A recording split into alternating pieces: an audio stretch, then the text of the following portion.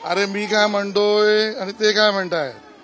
समाज माझ्या बरोबर, हा भाव वेगळा आणि वोट जीवाची भाषा करणारा हा जो कोणी, काय त्याचं नाव, सज्जाद काय नोमानी, त्या सज्जाद नोमानीने वोट जीवाची भाषा केली, त्याच्यावर काँग्रेस तक्रार करणार आहे का हा प्रश्न आहे. तो सांगतोय माझा शिपा सालार कोण? शरद पवार, उद्धव ठाकरे, नाना पटोले हे शिपा सालार आहेत. आम्हाला महाराष्ट्राने दिल्ली कब्जा करायचा आहे. आता वर्षाताई गायकवाड काँग्रेसचे नेते वोट जिहादच्या विरोधात तक्रार करणार का हा प्रश्न आहे. सर पण नोमानी म्हणतोय की मी असं काही बोललेलो नाहीये. मी व्हिडिओ दिलाय, मी व्हिडिओ टाकलाय, त्या व्हिडिओला त्यांनी चॅलेंज करावं. व्हिडिओमध्ये ते स्पष्ट बोलतायत. आणि मग वोट जिहादची भाषा करणार असतील तर भाजप, शिवसेना, रिपाई, एनसीपी आम्ही लोकांनी बांगड्या भरलेल्या नाहीत.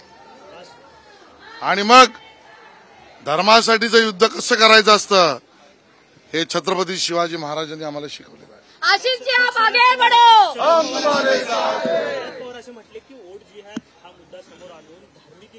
कोणी आणला हा नुमानी? कोण आहे?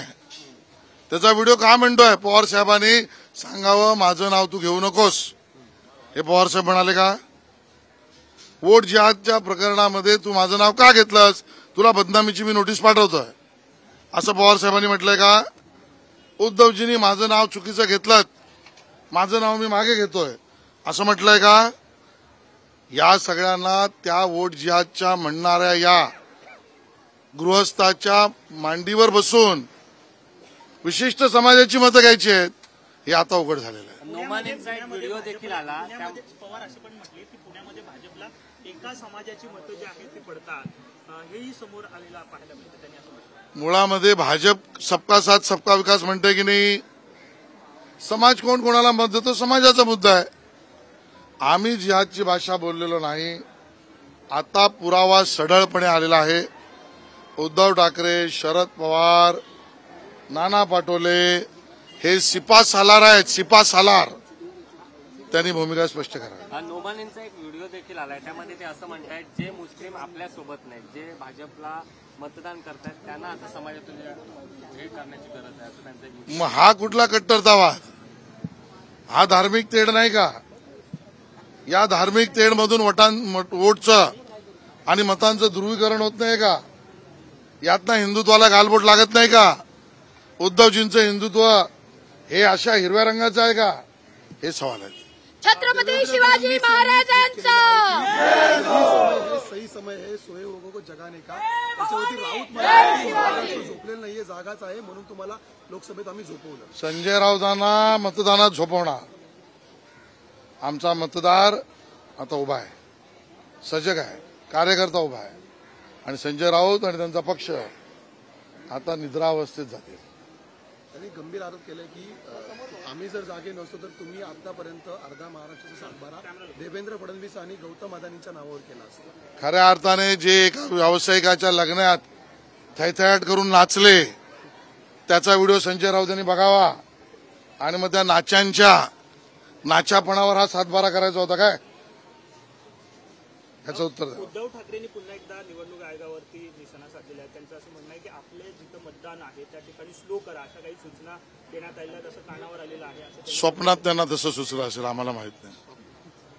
सर हिंदी में जानना चाहेंगे, नोमानी की तरफ से एक वीडियो ट्वीट किया गया है, किस तरह से आप देखते हो? उनका कहना है कि ये वीडियो सरासर झूठ है, भाजपा झूठ बोल रही है. वो झूठ बोल रहे हैं ऐसा कहते हैं तो कंप्लेंट करे, उसको विड्रॉ करे, फॉरेंसिक में भेजे.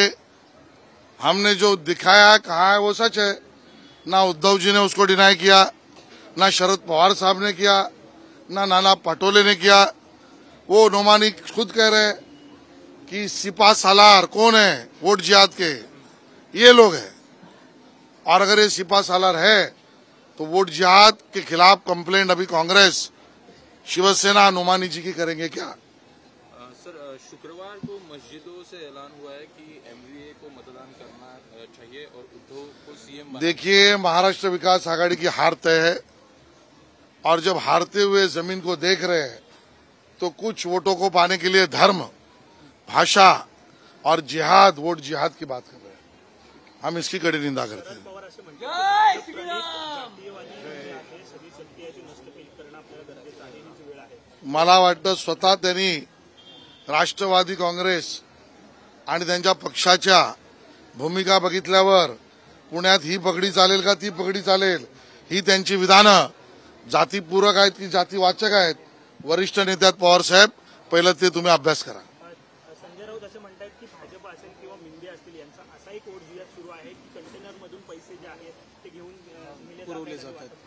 मला वाटतं ज्या वेळेला हळूहळू स्वतःच्या पायाखालची वाळू सरकायला लागली त्यावेळेला इलेक्शन कमिशन, मग इलेक्शनची वोटिंग मशीन, मग आता न्यायालय, मग आता पैसे, मग आता कंटेनर, या सगळ्या तकलादू गोष्टी समोर बसल्या आहेत.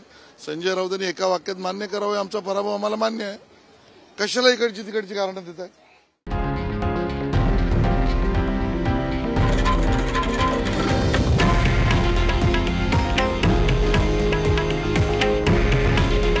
हे आहे देशातील नंबर 1 न्यूज नेटवर्क आणि आपण पाहत आहात TV9 मराठी. काळजी तुमची, हित महाराष्ट्राचं.